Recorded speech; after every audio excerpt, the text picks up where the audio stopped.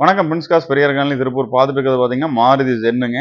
Single ஓனர்ஷிப்ல இருக்கு. 2004 manufacture, 2005 registration.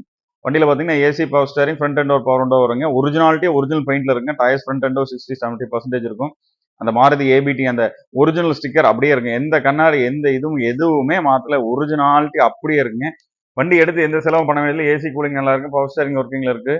Front and power window வந்துருங்க. 2005 MPFI மாடலுங்க. அண்டர் பாடி டஸ்ட் அதெல்லாம் ஒன்றும் இருக்காது. கிளீன் அண்ட் கிளியரா இருக்கும். எஃப்சி பார்த்தீங்கன்னா 2029 வரைக்கும் எஃப்சி இருக்குதுங்க. இன்சூரன்ஸ் இல்லை.